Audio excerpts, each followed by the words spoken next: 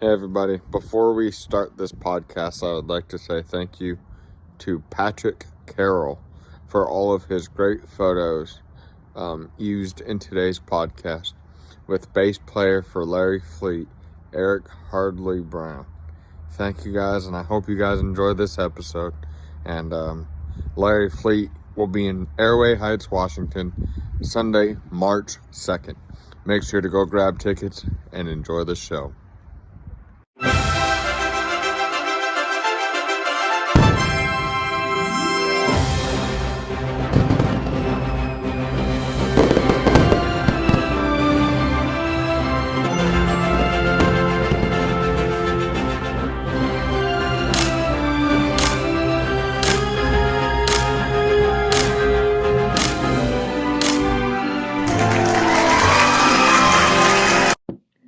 Hello, everybody. Welcome back to the KGC show. Thank you so much for tuning in to another great episode. Today, I am joined by one of the greatest bass players you can ever see live, and he is part of one of the greatest bands to ever brace the stage.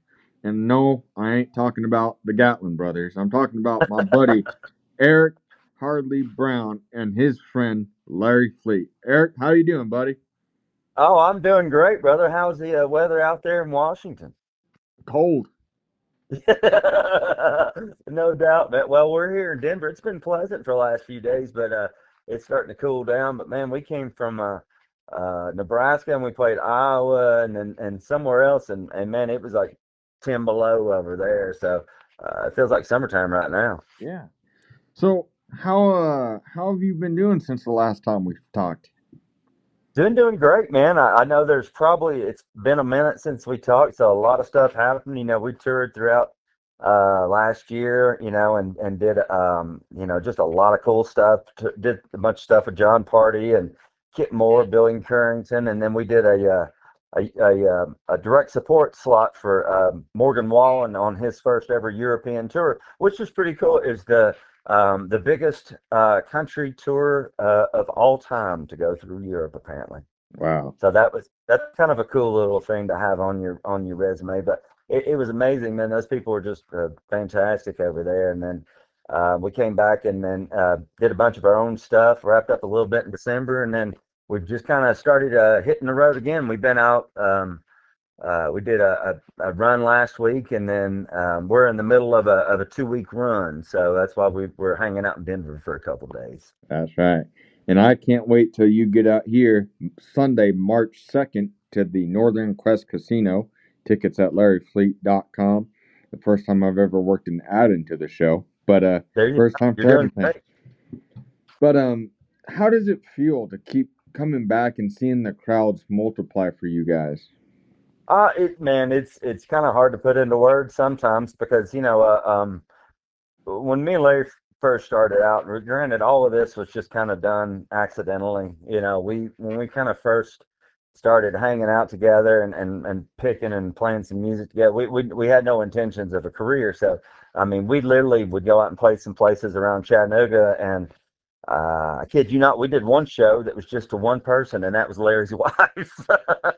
So it's kind of amazing to come out to some of these places that we've never been, and to have a packed house, because we're doing a lot of ballrooms and theaters and stuff like this run. So the last few shows have been 1,700 plus people, which is kind of cool, especially on like weekdays for a place we've never been. We just played a really cool place the other day called the Surf Ballroom out in Iowa, and it was the last location of the big February winter dance that they had, where Buddy Holly played, Richie Valens played the Big Bopper, and then they had the famous plane crash on the next day. And so Waylon was out there playing bass for him at that point too, Waylon Jennings. And so it's kind of cool we got to play that place. And it's neat coming to some of these venues that you kind of only read about, and especially even better when people actually show up and see you play. Yeah. What's the greatest part about getting to do what you do still to this day?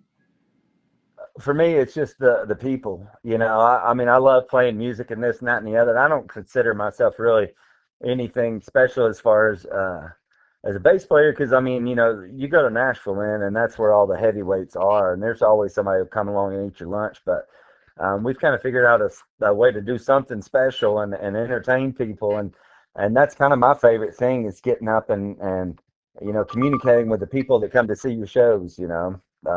It never gets old. The energy's always there, no matter how tired you are and worn down you are. As soon as you hit that stage, man, and those people are hollering, it's addictive. Yeah. Can you talk to us about maybe in the recent shows a memory that sticks out to you? Well, I tell you, definitely. Some of the coolest memories are the fact that a lot of folks now are bringing their kids out to come see us play, and so it's you look down and you see all the people doing their stuff, but then you'll see like a 7 or 8 year old child down there, and so the other night we were playing in Nebraska. And there's this mom there with her little girl, and she's got this cowboy hat on, and she's hollering out for me. The little girl's hollering for me, which is kind of unusual, I'm not used to that, and so she throws up like a hat to me. I put the hat on, dance around a little bit, and do a few things, throw it back to her, and she was just, you know, she was just all about herself. So it's kind of cool to have that interaction with kids, because I'm a father and a grandfather, and so it kind of makes me think of home. Yeah. And man, you sure don't look like a grandfather when you dance on that stage, man. Well, there'll be one day I think that I will, but right now I think I'm still doing pretty good. So, can you talk to us a little bit about how you got to be with Larry Fleet? Yeah, like I kind of said earlier, it's purely accidental. We had no intentions of doing all this stuff. Is that I was a touring musician for many many years, and ended my first career as a theatrical upright bass player. I was doing upright bass work for plays, and stuff like that. And so I retired and came back to Chattanooga running a business with my father. And apparently Larry had met his future wife, and they moved to Chattanooga, and he was done with music. He had a publishing deal and an artist deal and stuff like that. And inadvertently I was remodeling my basement, and so I needed materials. And so a good way to kind of do that as a musician, one thing you can do is you can always try to pop out and play a few shows and earn a little cash money. And that's what I was doing when I was just trying to remodel my basement. I wasn't trying to get back out into it. And I got called to do this show where the bass player wasn't showing up. And then um, likewise, the lead singer didn't show up. So my buddy that kind of put this band together somehow knew about Larry, and called him up. And Larry and I met at this rinky dink little bar that used to be a Red Lobster. And, it was a crummy crowd, but we had a great time.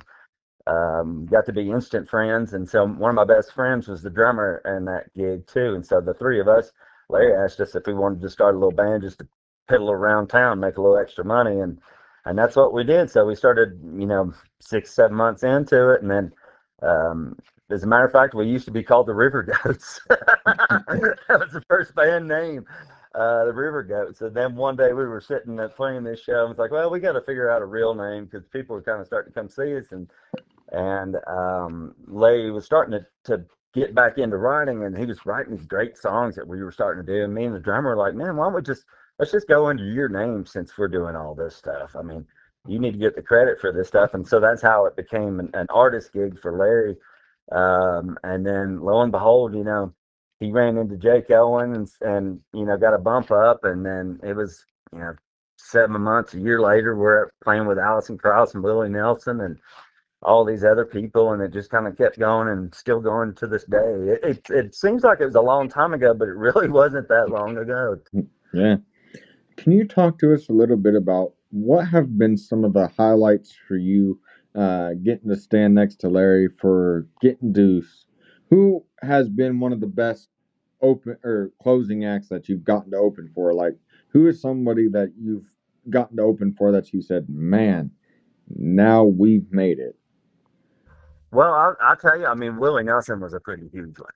I mean, I mean, it was us, Willie Nelson, and Allison Krauss. And Allison went on right after us, and it was cool because my wife and my son were at that show, and And so, it was kind of surreal. I was like, I've been a massive, Willie fan since, I was a little child. And that one that was pretty huge. And it was cool too because I got to I hung out with Paul English, who's his drummer for 50 some odd years. There's a famous song called Me and Paul that Willie wrote, and that's about Paul English.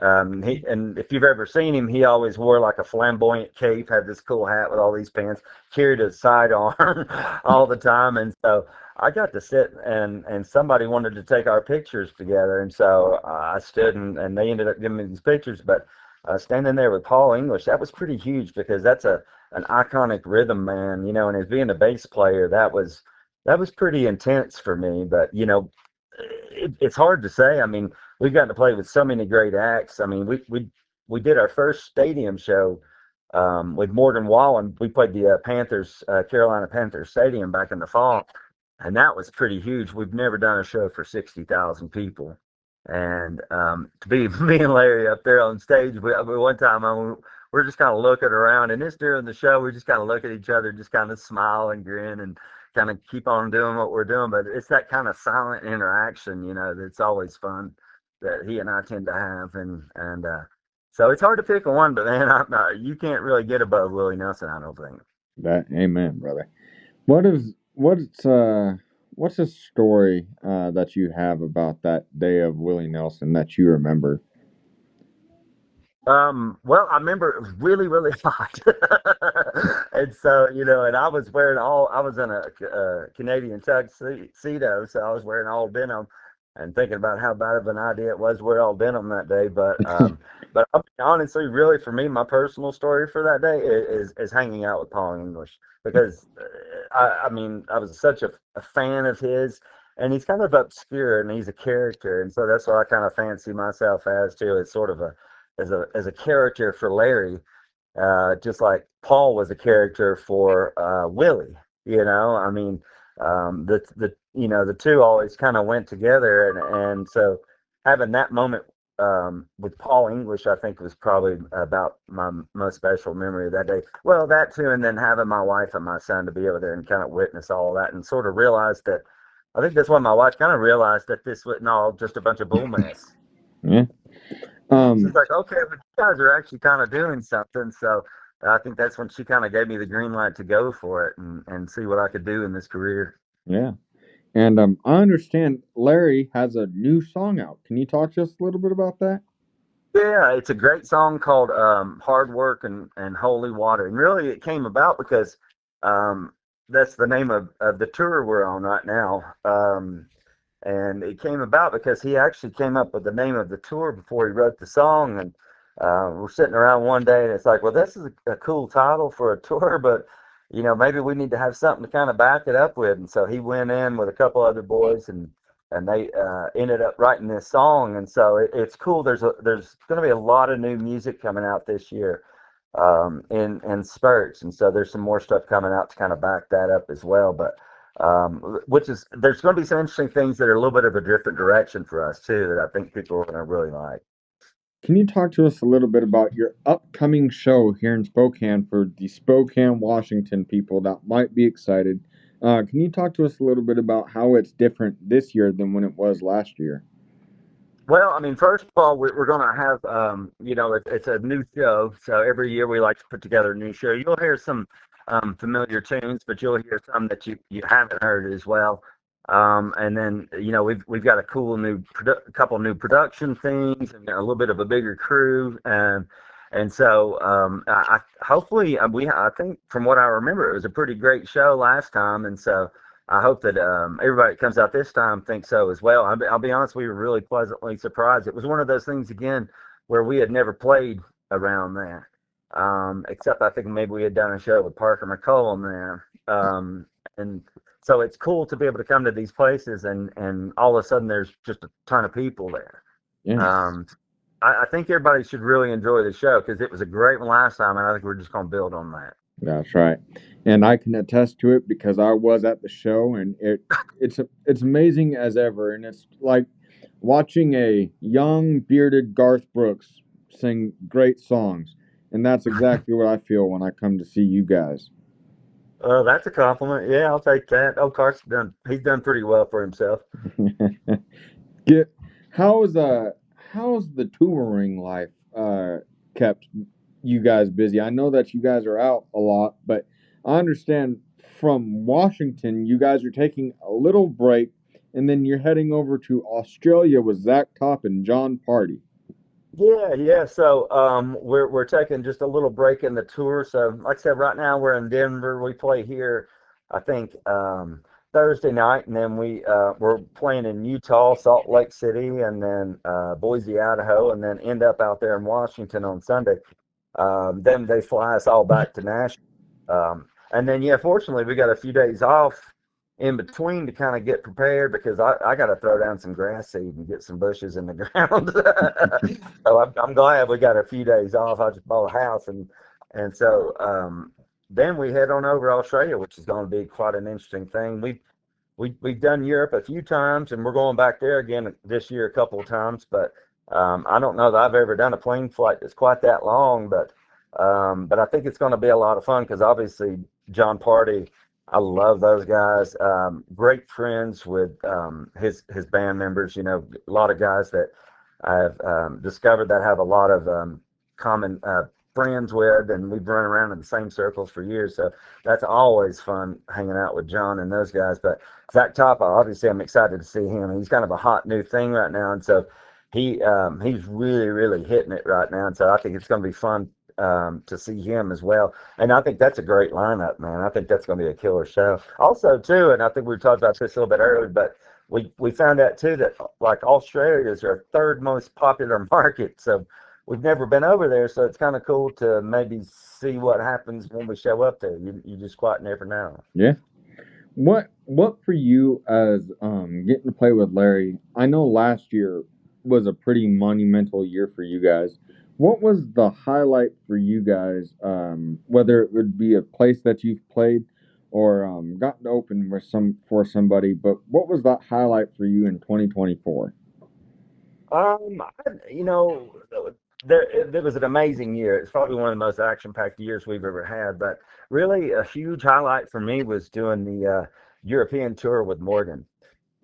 Just because I'm big into ancestry and stuff like that. So I got to go to a lot of places where a lot of my ancestors had come up from. We played Norway and Sweden and Denmark and Ireland and Scotland. And so I'm a massive history buff. And so that was a very, very, very big deal for me. And plus, it was just cool to be every night was sold out. So everywhere we played, it was just tons of people and everybody was really, really nice. And we picked up a ton of new fans. But really, one of the cool thing was is we had a few days off in the midst of all of that, and so we got shipped off to London, and so we did our first ever headlining show in Europe in London and sold it out. Which was at a famous place called Scala, which is kind of a rite of passage place for bands. But um, to see that place just packed up and people lined around the door at 11 o'clock in the morning for a country we played in one time, that was pretty amazing. Yeah. What does that do for not only you as a bass player, but what does that do for you as a band? Does that draw you guys more closer together, seeing what Oh your music yeah, does? yeah. I mean, a band is a very fragile thing, and it's always tough to keep it together. But when you experience something like that and something that cool happens, it kind of makes everybody feel like you're on the right path and you're doing the right thing. And that's always something you question yourself as a musician about. Um, but I guess it's validation, and so when you're touring around in a band, it's kind of like it's sort of like your own little group against the world. You know what I mean? Because it's like you move everywhere together as a unit, and so it's kind of like you tackling this country, you tackling this country or this town or this city, and so it's almost like a gang mentality, I guess, somewhat, because it's your little crew there that just kind of against the world. So, and I think everybody kind of feels that way. So, it definitely means a lot to know you're doing something right. That's right. And before we get out of here, we have a few more segments that I want to do with you. I know this year we are introducing the rapid fire Q&A, so it will be fun to do that with you. But before we Okay. get to that, I understand that you and Larry started a podcast. Can you talk to us a little bit about that? And welcome to the podcast Yeah. industry.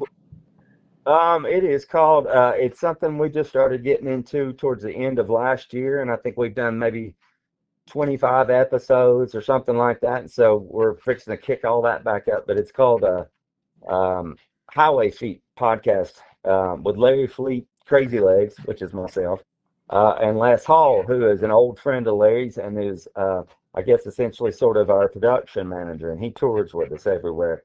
And so it's something me and Larry had talked about for years, when we drove back and forth to Nashville. And, just always had all these kind of crazy stories and weird things. And we always just kind of cracked all of ourselves up. And so we were like, people kept asking us, or telling us rather, they were hearing us tell these stories and stuff backstage, and people were like, "Well, you need to put this out where other people can kind of hear what y'all are talking about, because some of the stuff you get into is pretty crazy." I don't mean like wild drugs crazy. I'm just talking about just fun things that happen to us that maybe a lot of people don't get to experience, and we don't plan it out really at all. It just kind of goes wherever it goes, and it's just a lot of fun. It's one of the most fun things I've done in quite a while. So we're looking forward to coming on strong in 2025 with it as well.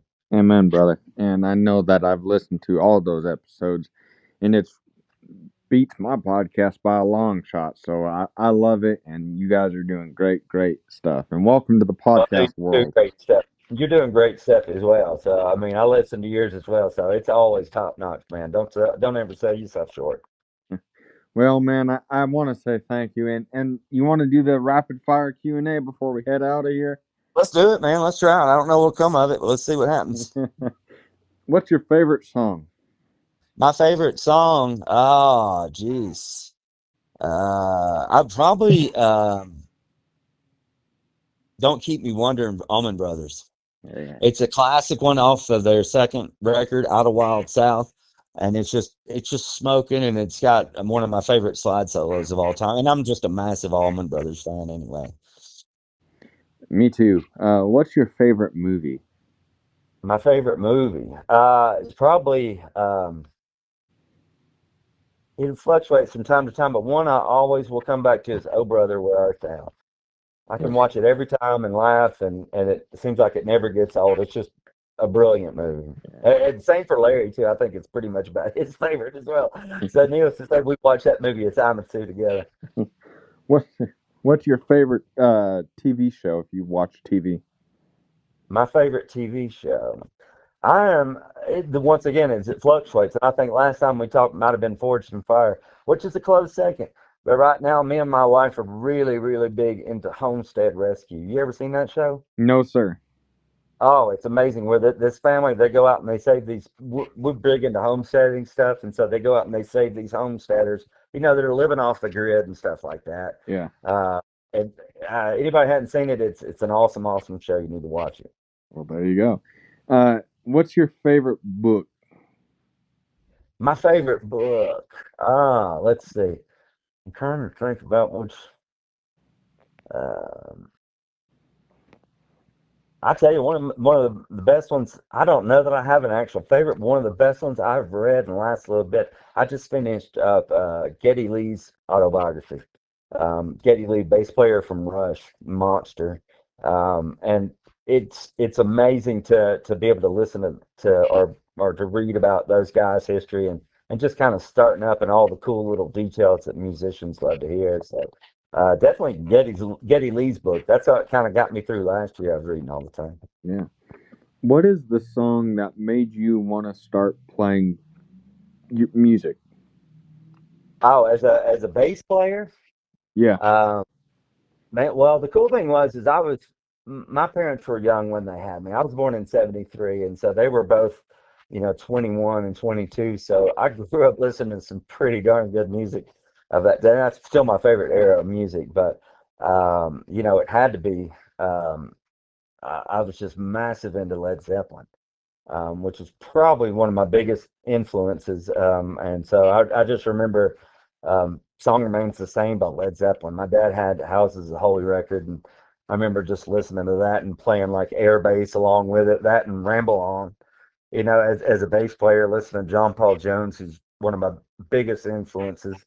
Yeah, I would say either one of those. It's hard. It's just hard to pick, man. It kind of depends on your mood, but anything Led Zeppelin, I'll be right there with you. That's right.